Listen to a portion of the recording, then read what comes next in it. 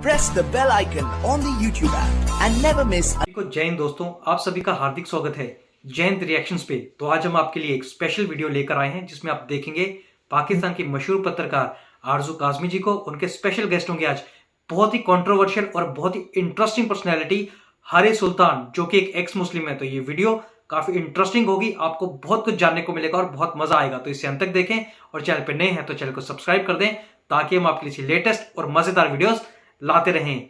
जय हिंद, जय भारत। जो माइंड सेटिंग बन चुका है, तालिबानी किस्म के लोग यहाँ पे, आम लोग भी, ये नहीं कि कोई लंबी दाढ़ी है या कोई ऐसा हुलिया है। आप यूनिवर्सिटी और कॉलेज के स्टूडेंट्स को भी अगर देखें जो आजकल हैं, अभी आपने देखा होगा मशाल खान का जो मर्डर केस हुआ था, वो यूनिवर्सिटी के स्टूडेंट्स थे, बच्चे थे वो जिन्होंने उसको मार डाला। तो ये वाली सोच को कैसे बदलेंगे? ये मुझे तो नहीं लगता कि बदल पाएंगे बहुत जल्द। नहीं, एब्सोल्युटली। बहुत सारी चीजें ऊपर से अगर पॉलिटिकल विल आए तो किया जा सकता है। आई नो कि मुशर्रफ बड़ा, उन्होंने एक इनलाइटेंड मॉडरेशन का नारा लगाया था। अनफॉर्चुनेटली प्रॉब्लम ये है कि या तो आप इस्लामी रियासत बने, इस्लामी जमहूरिया जो ऑक्सीमोरॉन है इन्होंने क्रिएट किया हुआ, ये नहीं हो सकता। इस्लामी जमहूरिया, ये दो चीजें म्यूचुअली एक्सक्लूसिव हैं, ये साथ साथ नहीं चल सकती। या तो आप एक सेकुलर रिपब्लिक बने, या फिर आप बन जाए इस्लामी मुल्क, बन जाए अफगानिस्तान, काटें लोगों को, बुरके पहनाएं और दाढ़ियां उगाएं, उनके हाथ काटे, चौकों पे उनको कोड़े लगाएं फिर। लेकिन ये इनको इस चीज की समझ नहीं आती कि दुनिया बदल चुकी है। ये दुनिया बादशाहों के दौर के ऊपर नहीं चलती, ये दुनिया मजहबी असूलों के ऊपर अब नहीं चलती। दुनिया बदलती रहती है वक्त के साथ साथ। तो इसीलिए इन्होंने दोनों तरह से खेलने की कोशिश की है, दोनों तरह से चौके छिके मारने की कोशिश की है, जिसकी वजह से ना तीतर ना बटेर, ना इधर के ना उधर के। तो ये ऊपर से ही अगर कोई डायरेक्टिव आए, इनमें हिम्मत हो। कहने की बात ये है कि जब अभी पीटीआई के ऊपर जब इन्होंने हाथ डालने की कोशिश की, तब तो इनके अंदर बड़ी हिम्मत आ गई। इन्होंने पंजाब के अंदर भी लोगों को उठाना शुरू कर दिया, तब तो बहादुर हीरो बन गए। तो जब मुल्क की डायरेक्शन सही करने की बात आती है तब नहीं है ठीक होता। वो भी क्या करें, वो कभी कोई हाजी आ जाता है तो कभी हाफिज आ जाता है। तो अब क्या करें अब? वो उसको, एक तो लैक ऑफ पॉलिटिकल विल है, ये ऐसा भी नहीं है कि नहीं हो सकता, क्योंकि बहुत सारे लोग, हम सर्वेज आफ्टर सर्वेज हम देख रहे हैं पूरी दुनिया के। प्यू का सर्वे यूरोप का, कि यूरोप में ये झूठ तो बोल देते हैं यहाँ पे आम लोगों के ऊपर, क्योंकि मजहब के नाम पर झूठ बोलना जायज है। तो यूरोप का मैं आपको लिंक भेज दूंगा, उसमें आप जब डालेंगे डिस्क्रिप्शन में बेशक डाल दीजिएगा। 2017 का, ये अभी रिसेंट का भी नहीं, 2017 के पीयू के सर्वे के मुताबिक पूरे यूरोप में 1,60,000 ज्यादा लोगों ने इस्लाम छोड़ा बनिस्बत उन लोगों के जिन्होंने इस्लाम कबूल किया। इसका मतलब ये है कि नेट डेफिसिट था, यानी अगर 40,000 लोगों ने, गोरों ने या नॉन मुस्लिम इस्लाम कबूल किया, तो 2 लाख लोगों ने इस्लाम छोड़ भी दिया। यही चीज हम बाहर दूसरे मुल्कों में भी देख रहे हैं। इसका मतलब अगेन ये नहीं है कि आपको एंटेगनाइज किया जा रहा है कि ओ जी तुम्हारा मदद। इसका मतलब ये है कि एक प्रोपेंसिटी है आजकल के मॉडर्न जमाने में, आर्टिफिशियल इंटेलिजेंस के जमाने में, ये सोशल मीडिया की फास्ट फ्लोइंग इंफॉर्मेशन के जमाने में, साइंस के दौर में, लोगों में अक्ल आ सकती है। जब कोई बच्चा यूनिवर्सिटी जाता है, मदरसे की बात नहीं कर रहा, जब कोई बच्चा यूनिवर्सिटी में जाता है, हमारे बच्चे भी यूनिवर्सिटी में जाते हैं, उनके दिमाग अभी भी उतना ही है, तो उनका दिमाग भी खुल सकता है। वो भी देख सकते हैं कि नजरिया इर्तिका क्या है, वो भी देख सकते हैं कि दुनिया की दूसरी फिलॉसफीज क्या है। तो उसकी वजह से वो मजहब से दूर हो जाते हैं। तो ये कोई मेरा कहने का मतलब ये प्रोपेंसिटी है। तो हम पैदा ही पागल नहीं हुए, तो लेकिन उसके लिए पॉलिटिकल विल की जरूरत है। लेकिन वो पता नहीं आएगी या नहीं आएगी। This is why I said के अगर उधर सऊदी अरब में आ रही है तो शायद उधर से भी थोड़ा सा आ जाएगा। ओ भाई, खैर उन्होंने पहले जिस तरह मदरसों के लिए हमें पैसे दिए, शायद इस दफा यूनिवर्सिटियों के में पैसे दे दें और साथ शर्तें रखें कि नहीं, यहाँ पे तुमने सेकुलर तालीम पढ़ानी है।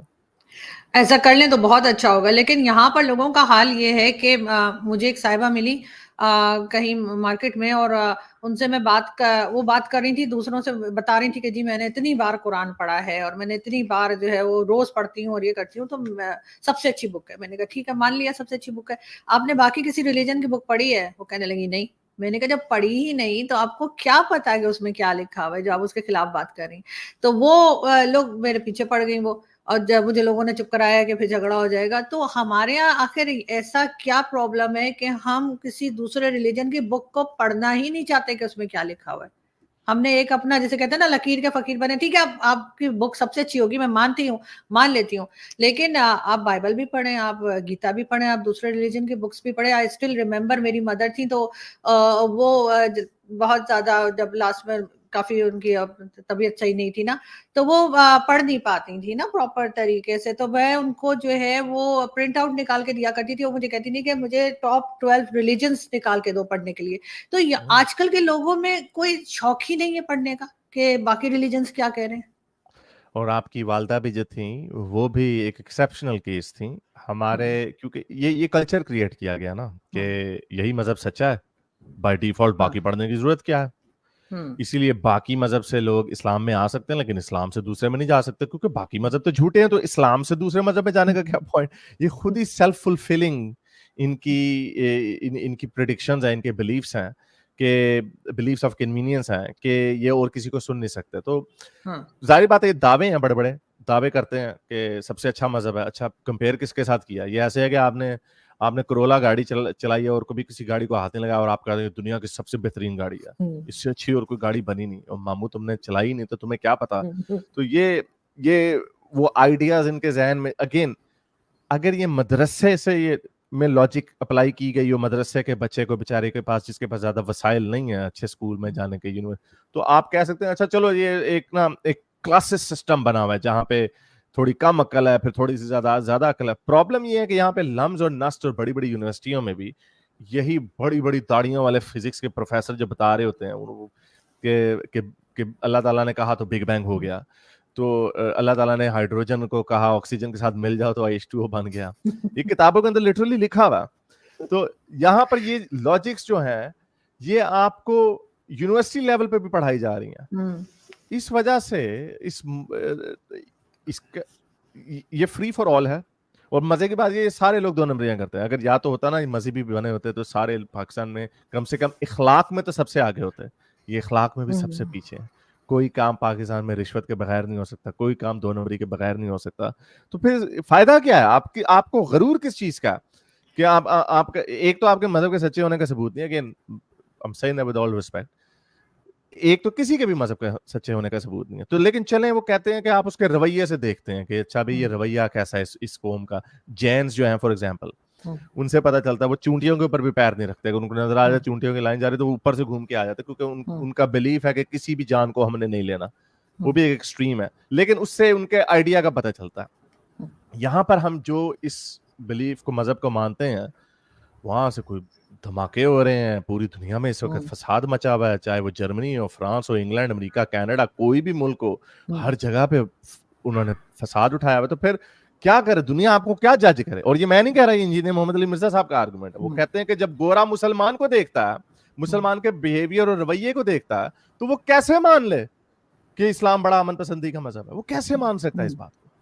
تو اگین اس میں یہ جب تک اوپر سے کوئی ول نہیں آئے گی تو تب تک یہ سوچ نہیں بدلی جا سکتی. اس وقت سب کو کھلی چھوٹ ہے.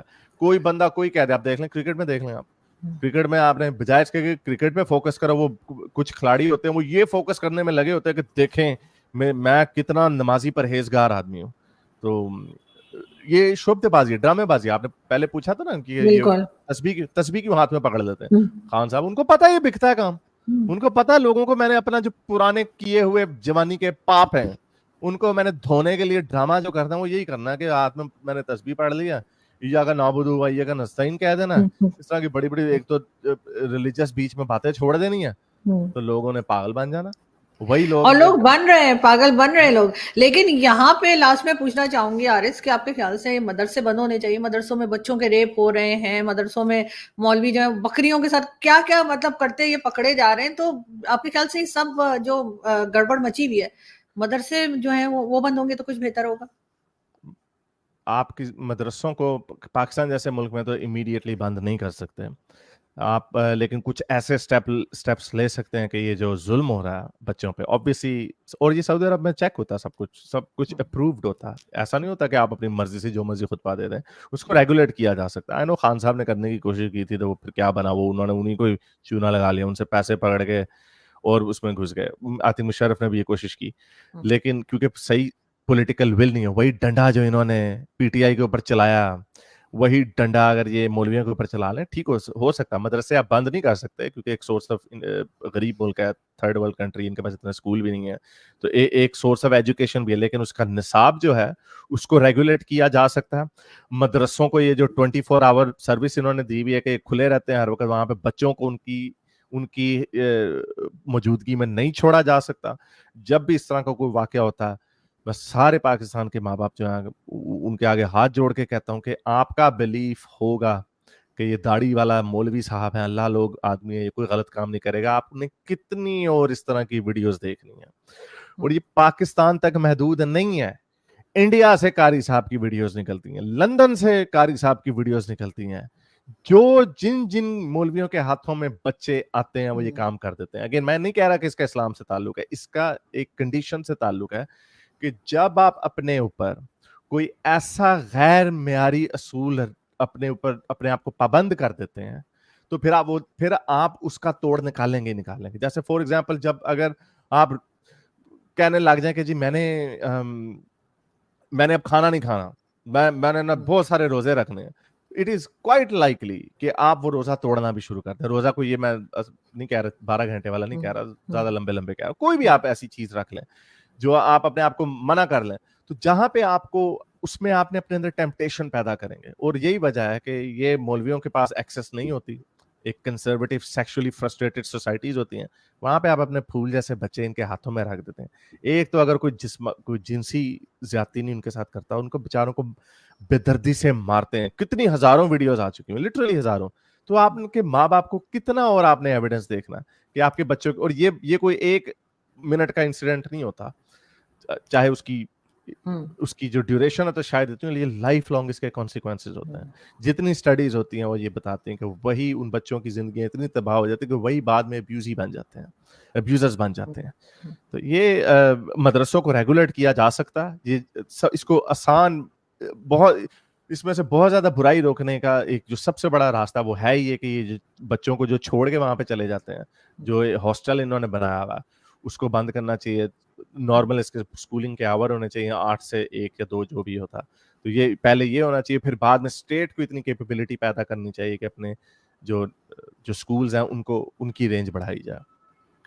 बिल्कुल ऐसा ही है, क्योंकि मुझे खुद यही लगता है कि ये यहाँ पे जगह जगह आपको मस्जिद मिलेगी, मदरसे मिलेंगे, लेकिन लाइब्रेरी नहीं मिलेगी, या बुक शॉप्स भी बहुत कम हो गई हैं। खासतौर पे मैं देखती हूँ इस्लामाबाद में तो बहुत ही कम दिखती है मुझे। उस जगह कबाब और टिक्के ये बिक रहे होते हैं या फिर कुछ ना कुछ इस किस्म का मदरसे वदरसे बन गए, तो वो नहीं होना चाहिए। Thank you so much Haris कि आज आप आए, एंड आई होप कि आपसे मुलाकात होती रहेगी। अब मैं थोड़ी बहादुर हो गई हूँ। थैंक यू सो मच, बहुत शुक्रिया, थैंक यू। तो आशा करता हूं कि वीडियो को आपने अंत तक देखा होगा और आरजू काज़मी जी और हैरिस सुल्तान का ये पूरा डिस्कशन आपको काफी पसंद आया होगा। वेल, हैरिस सुल्तान एक काफी इंटरेस्टिंग और कंट्रोवर्शियल पर्सनैलिटी हैं। उनके खिलाफ कई बार फतवे भी जारी हो चुके हैं। वैसे तो वो पाकिस्तानी मूल के हैं, पर वो शायद अब ऑस्ट्रेलिया में रहते हैं, और हम देखते हैं कि जब भी वो अपनी बातें करते हैं तो मौलवियों को उससे बहुत ज्यादा तकलीफ होती है। बाकी आशा करता हूं कि ये वीडियो आपको बहुत ही मजेदार लगी होगी। खासकर हैरिस सुल्तान की जो बातें होती हैं वो एकदम स्ट्रेट फॉरवर्ड और काफी ब्लंट होती हैं। आरजू काज़मी जी काफी डरते डरते हैरिस सुल्तान को बुलाया है, क्योंकि वो जानती हैं कि हैरिस सुल्तान का इंटरव्यू उनके लिए भी मुश्किलात पैदा कर सकता है। तो आशा करता हूं वीडियो आपको काफी पसंद आई होगी। अगर ये वीडियो आपको अच्छी लगी है तो इसे लाइक और शेयर जरूर कर दें, और अपने विचार हमें कमेंट सेक्शन में लिखकर जरूर बताएं। और एक बार फिर चैनल पे नए हैं तो चैनल को सब्सक्राइब कर दें, ताकि हम आपकी इसी लेटेस्ट, इंटरेस्टिंग और इन्फॉर्मेटिव वीडियोस लाते रहें। जय हिंद, जय भारत।